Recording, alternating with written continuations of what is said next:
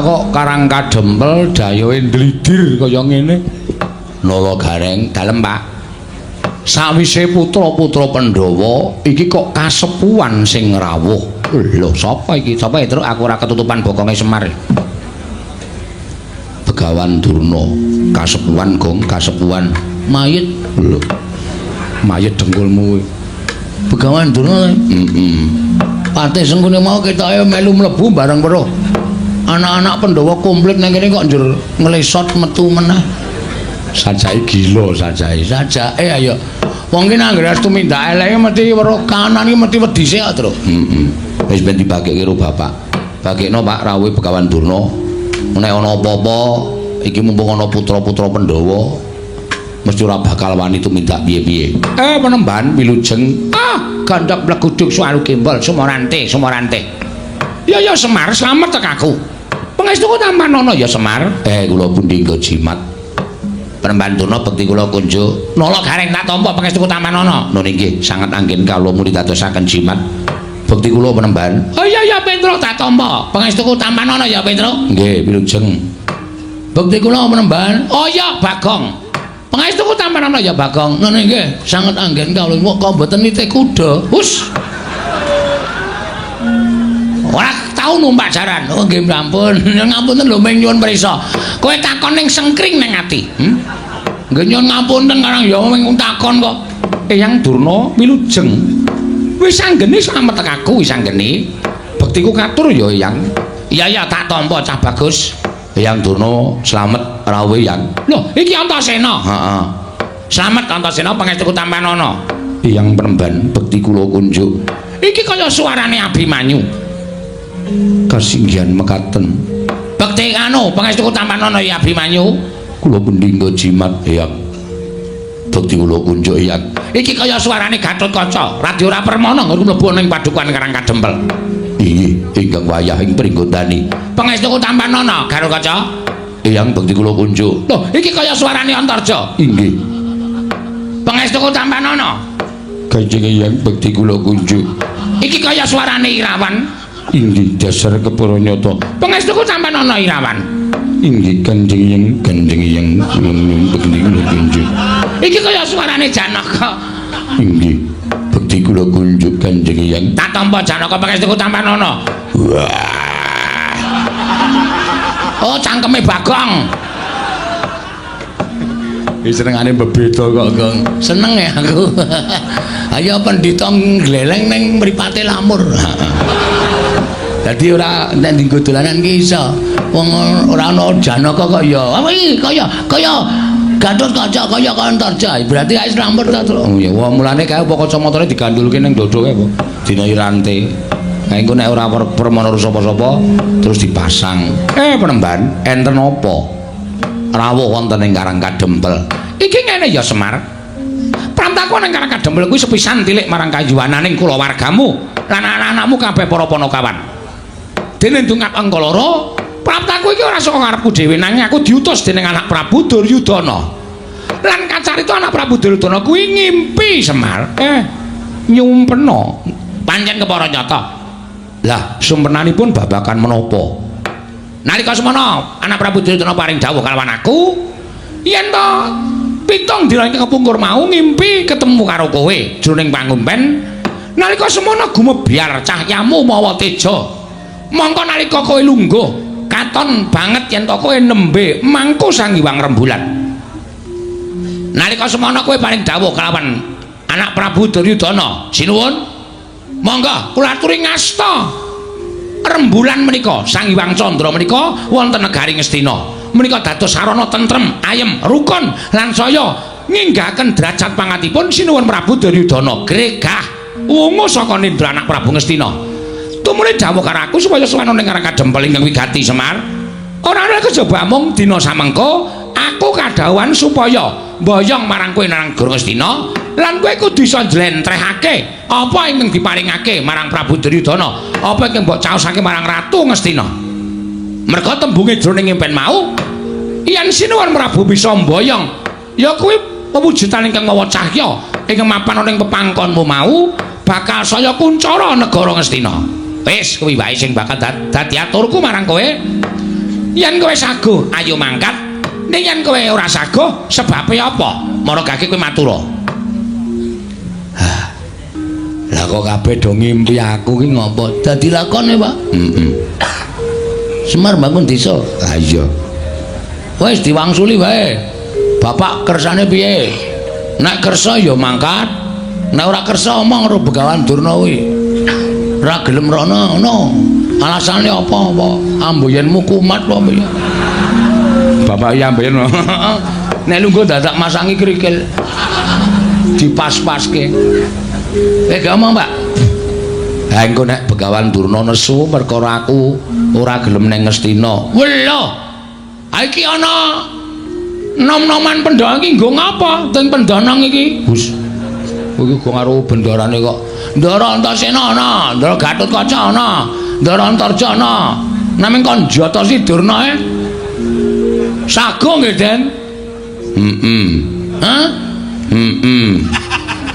Sing tetek ta.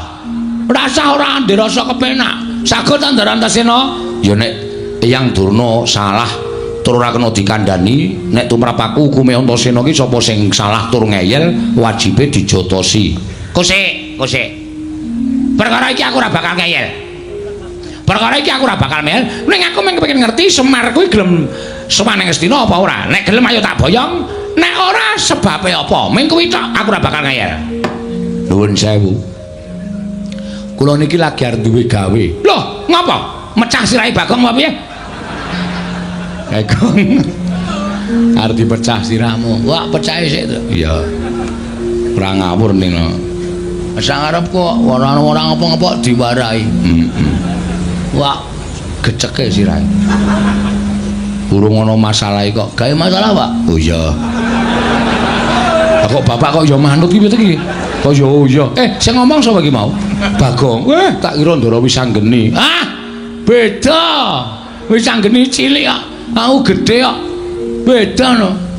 Nek aku gedhe nek ditemes kok tambah gedhe kok. Nuwun sewu, kula niku nedeng gadah damel. Loh, kowe duwe gawe apa? Kula kepengin bangun desa. Mula nem-neman Pandhawa sami rawuh wonten mriki, lancur-lancur Pandhawa sami rawuh wonten ing papan mriki, mergi kula kepengin bangun desa. Mujudake desa ingkang kebak karukunan, kabagyan, katentreman lan nampi berkah Wang Mahanasa. Monggo syarate nggih pinten-pinten syarat sing kula ajeng kula gayuh. Nek nganti desa niki kula tinggal, napa sing kula jangka ora bakal kasembatan. Semar, pripun? Kowe iki tekan Ngastina ming sedhela, ngono? Tekan Ngastina ming sedhela, ming matur ngesanipun anak Prabu Duryudana. Sinuwun, kawontenanipun kados mekaten, menika wujudipun mekaten, menika wujudipun kados mekaten lan naminipun mekaten. Mergi menapa panjenengan ngimpi ing mekaten menika jalaran tegesipun artosipun mekaten. Meng kowe cukup nek wis rampung, kowe njaluk bayar pira? Nggon ngomong kuwi njaluk bayar pira? Dijoli dhuwit pira kaya omong. Aja meng yutan, yen perlu miliar. Aja meng miliar, yen perlu triliun. Kuwi kok bakal diparingi dening anak Prabu Duryudana. Nek kowe nampa dhuwit saka negara Ngastina, uripmu ora kaya ngene iki, iso nggo bangun pendopo, iso nggo bangun teras, kowe iso tuku kendaraan, manganmu sepentine ora ming sego jagung, ning beras raja lele, nek kurang enak ya raja kutuk. Kowe kok iso nglakon kabeh, tak kandhani iso nglakon kabeh, Paton. Kowe gelem tedak ana negara Ngastina, kowe gelem sowan ana Ngastina. Nanging nek ora gelem sowan ana negara Ngastina, Semar, ora jeneng aku ngancam lho. Ora jeneng aku ngancam. Ning apa kelakon aku ruda peksa karo kowe? Nuwun sewu. Napa sampean mboten menggalih? Enten riki kathah lancur-lancur Pandhawa sing saguh mbelani kalian Semar. Oh, kowe ngendelke bocah-bocah iki. Kowe ngendelke nom-noman iki. Kowe ora melek apa Semar? Iki meng putu-putuku, iki meng putu-putuku. Selagine bapak-bapakne wae do wedi karo aku, do gila karo Begawan Durna. Lah kok aku mung tok gegiro karo putu-putuku dhewe, karo anak-anak Pandhawa. Apa mbak nek aku wis ana anak Pandhawa iki aku wedi karo kowe? Oh, aku ora bakal gila karo kowe Semar. Nek kowe ora gelem, kowe tak rudha paripeksa Nayantaka.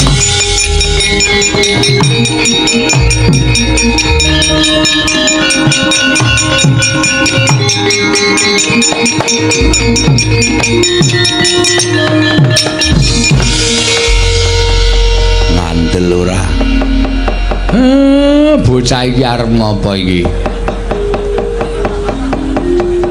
Hei. Arep metenteng ya, Pak. Ayo metenteng tunguk ngisor, tunguk dhuwur metenteng keleke pasrai. Wis tak semprot. Ndandurna. Loh, iki Bakong. Arep apa kowe? Sampeyan wau ngendika pripun? Hah? Semar nek tekan negara Ngastina ajeng mangkahi pinten miliar? Pinten triliun? Sampeyan tahu wae Semar niku mata duwiten. Sampeyan tahu ngerti lho Semar niku teng pundi-pundi njaluk bayar? Mboten. Semar niku ndongani sajan wae digawe dit ra gelem.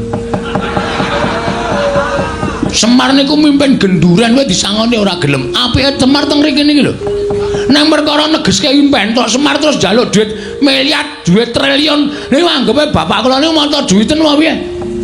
Heeh.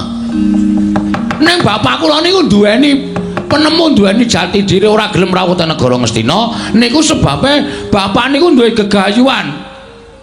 Inggih menika mbangun desa. Monggo syarate angel, syarate kudu digayo. Nek bapak ninggalke desane teng negara Ngastina tegese bapak niku mementingkan diri sendiri tapi tidak mau tahu tentang keadaan orang banyak. Wah. Edian Bagong kata-katane apik. Meneng sik Antasena. Wah. Wak totok ndasmu lho kowe. Weh, lali aku tak kira kowe bolone Durna. Ana mburine Durna e. Nun ngapunten niki lagi serius sampun dikisro omongan kula. Lho, terus sampean kok dadi nek pancen kowe ora gelem tak boyong marang negara Ngastina, kowe tak ruda paripeksa. Bapak ngendika, napa sampean mboten wedi niki enten lancur Pandhawa. Anak-anak Pandhawa. Selagine bapakne anak-anak Pandhawa wedi karo aku, apa meneh bayi-bayi, putu-putuku, anak-anak Pandhawa. Aku ora wedi. Nun sewu lho, mulutmu harimaumu. Kowe nek omong nganggo dipikir, ngoten. Nek ngendika nganggo dipikir aja waton ngendika sak penake dhewe. Nek sampean ngendika sak penake dhewe, ngrekoso urip sampean teng Karangkadempel. Terus kowe arep ngapa? Kula mewakili bapak mboten ajeng tindak teng negara Ngastina. Lho, piye? Tegese kowe wani karo Begawan Durna. Lho, piye ta cah iki? Posisi ngene iki mboten ateges kula wedi. Kula wani sekecap padha sakecap karo sampeyan niku merga kula wani Mremban. Ora kok kula perkara wedi. Kowe wani mergane kene ana anak-anak Pandhawa. Lho, mbok kandha bali. Ijen padha ijen karo sampeyan. Nganti sampeyan iso menang karo aku. Meguru karo wis 20 taun. Gong. Kuwi rapisan rapindo mesti gawe masalah kaya ngono. Gong. Wah, apa itu? Mbok wis mundur kuwi perkarane bapak kok. Santai wae to. Kowe goblok kok goblok piye? Ha iki nek ora digawe masalah terus piye mengko bar limbukan bubar. Nganggo utek ngomong ora. Kene iki ya karo mikir padake. Terus kok bar limbukan kilang-kilang arep ngopo iki? Wah, tenan dijaluk nes dite. Ha iya.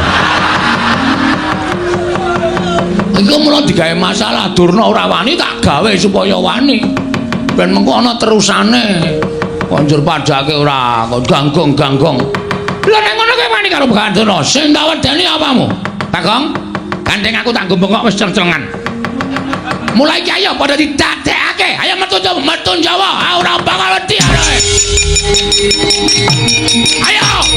Wah.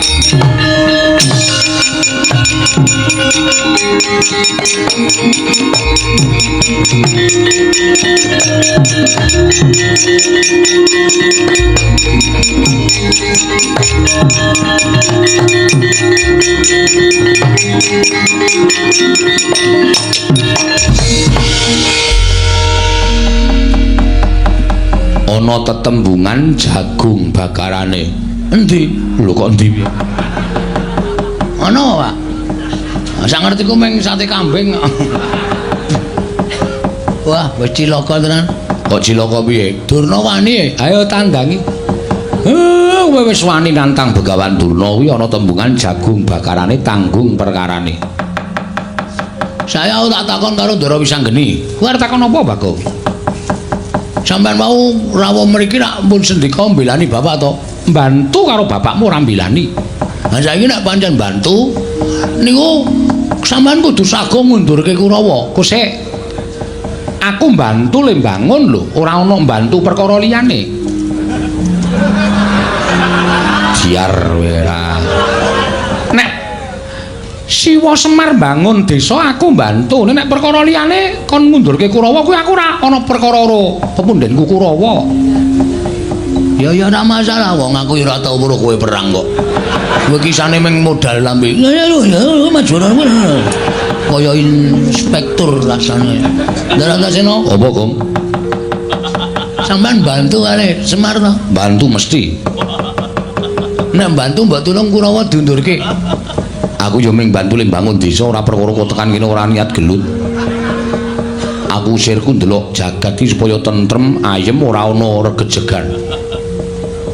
Terus fungsine kula nantang Durna niku mau.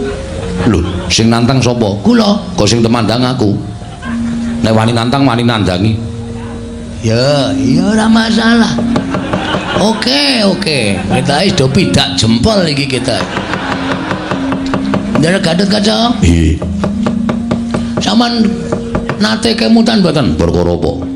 Biyen jaman sampean dijedi teng Kawah Candra Dimuka? Iya. Niku asline sing ngetutke meng kula.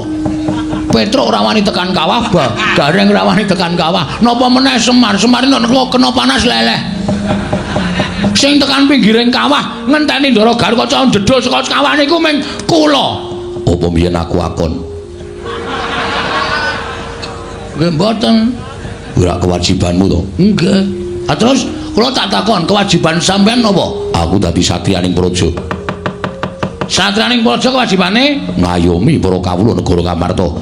Karang Kadempel niku ke bawah keperintah negari pundi? Ngamarta. Karang Kadempel ajeng diserang para Kurawa. Sampeyan pripun sebagai satriya? Mestine aku ngayomi. Mestine kudu ngoten. Iya. Kurawa kudu mundur tekan negara Ngastina. Iya. Dadi kewajibane sapa? Sing ning Karang Kadempel sapa? Kula kali Bapak kali Petruk kali Gareng. Terus nek kowe masrahke perkara kabeh marang Garukaca, apa rampung perkara negara? Aku ngrampungi perkara negara Ngamarta ya durung rampung-rampung bawahi perkara Karang Kadempel. Sing gedhe pangapuramu rampung ana dhewe. Duar. Dongaku kabul. Kowe ndonga apa ya, Truk? Asem e. Ndara Antarja? Nggih. Sampeyan nggih mboten purun nabi kula. Ora terus terang bae ora. Wah iki kok bloko banget to iki. Iya Bagong awakku kesel tenan Bagong. Nggih Bagong. Ndara Abimanyu sayangku cintaku. Ndara Abimanyu. Apa Bagong? Sampeyan tresno kali kula to? Tresno. Mbok kula dibantu. Bantu apa? Sak gedagan iki aku mengiso bantu 150 bab. Kula tekan dhuwit ta iki. Kula niku nantang para sata Kurawa. Sing gedhe pangapuramu Bagong aku ra iso piye-piye. Kadang-kadang kudu ora mbilani, nek aku mbilani mesti aku dijutak, ora dijak dolan, ora dijak lunga. Oke. Iya. Dhewe kaya ngono ya iki. Bengi iki ora ana sing bantu karo Bagong. Pak. Gandeng aku wis kadung nantang Durna. Isen aku mundur, Pak. Terus aku njaluk pamit ya, Pak. Arep nendi? Methuke Kurawa, alakonane dhewe, waladenane dhewe, tak tandhane dhewe, Pak. Kok njewewek cangkeme? Ora ngematke ya cangkemku ki sariawan. Oh. Nek ngomong serono ae, Pak. Apa jawab ya, Pak? Yo sing ati-ati. Nek kowe mati kowe dadi kusuma bangsa. Matimu bakal dipendhem ning taman makam pahlawan. Anjuk bathine apa? Mati ora iso urip meneh kok. Ya Pak, nyun pamit yo. Yo sing ati-ati. Petruk, kowe tega tenan karo aku? Aku lagi males kok. Lakonono dhewe. Nah aku mati lho, Truk. Ya mati awakmu dhewe kok aku bingung. Aku senengane glelengmu ora jamak-jamak nek ketanggur kene iki men tok rasake dhewe. Apa? Nek aku mati Aku ora nyaur utangmu, ora nyaur apa-apa tak ikhlaske, Gong. Edan. Aku ngimpi apa to ya bengi iki? Oh dadi kaya ngene kane, Pak, nyuwun pamit. Begawan Dana Kurawa iki Raden Minajingga. Ingkang sagung ngendarat karo Esa Kurawa menyang dhewe.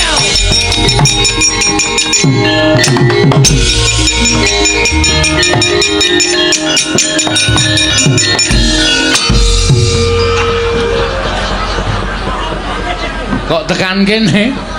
Aku liwat mburi omah ya, Pak. Aku bareng tekan ngarepan kok rasane tratapan keweden. Terus menggok liwat mburi omah. Mulane pitike do bubar kabeh. Lagi do angrem. Kok marai bubarke pitik. Truk, mbok orangane to, Truk. Aku bantunen. Gong, ngapa kowe ngejak omong aku? Ora sayang karo aku abdimu ora tok belani kowe. Ora usah kuwatir, sing maju aku. Tenane. Tenan. Asli? Asli. Ming dhewe karo Kakang Garukaca, ya Kang? Iya. Karo Kakang Antarja, ya Kang? Oh, Dimas. Karo Abimanyu. Ya nyu ya. Inggih, Kakang Mas. Asem do mbeda aku. Tak plotroke kathokku, aja. Mundur ngono. Mangkel aku wis tratapan lho. Mangkel aku nek carane ngono sunega aku nek lakon Semar Bangun Desa. Lho, kok omong apa? Adeg-degane aku. Asem testo Den. Iya tenan. Wah, asem iki. Iki mbantu ora? Ah mestine aku mbantu. Wong Kakang Antasena kale omong kaya ngono kuwi takon. Wah! Ih kowe waduh. Kok tak pecah ndasmu lho kowe. Kok ndugang barang gemes aku. Angseng tenan.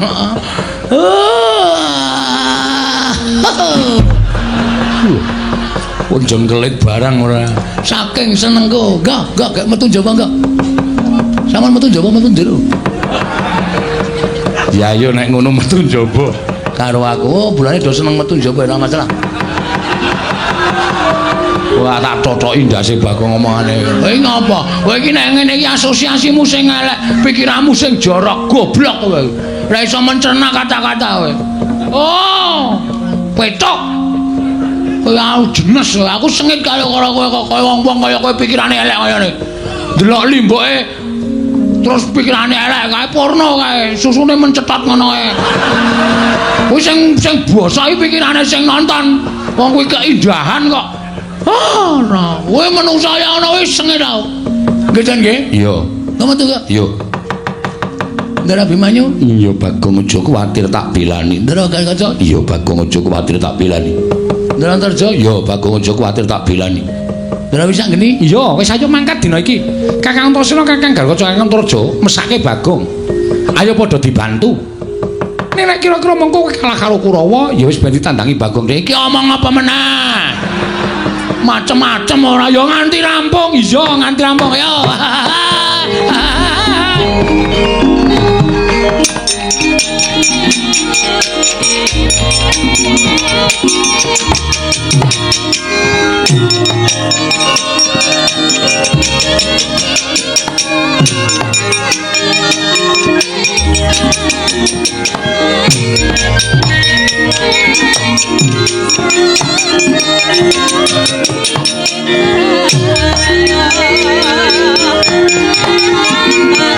Thank you.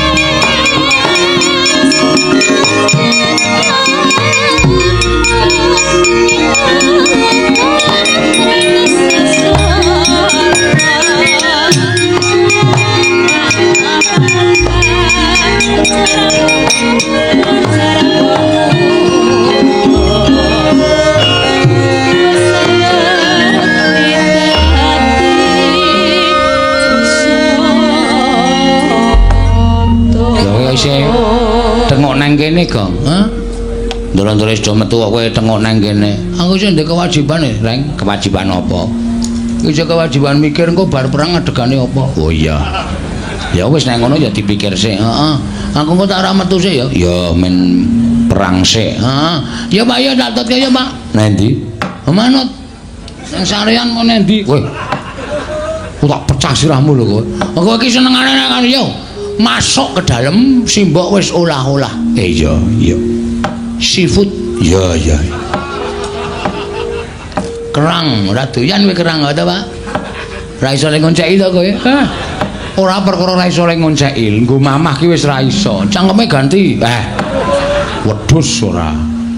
Kerang ra doyan. Kowe iki disuguh apa-apa ora tau gelem rapi. Seafood ra doyan. Sate kowe ya ora cerdas. Aku ki senengane ndok setengah mateng. Oh ya ngenteni esuk-esuk. Kula antil modar lho, Gong. Nah aku sok setengah mateng terus, Pak. Ndok pitikku maksude. Engko tak gaweke ya Pak, kan aku sayang karo kowe. Sayo mlebu iki selak. Blandang wektune ayo gek. Bojone Bagong iki kon limbukan karo bojone Garing. Men padha nglipur sanggaring para lenggah. Sangu gendeng apa, Pak? Sak karepmu sing gampang-gampang wae. Apa, Gong? Jadilan. Lho. Oh, bapak mundur ngedaluk jadilan ora. Santi mulya kesenane bapak ya. Men kabeh warga padha sesanti kamulya-mulya iki ya rukun ya tentrem ya ayem ya manunggal. Ha ta, Pak? Wis gek dunekke dibukani bonang. Tiluli demlang kuwi gugur gunung. Kuwi senengane obo pelok nyuwara pelok barang sampe nake dhewe ra. Ya mangga dados.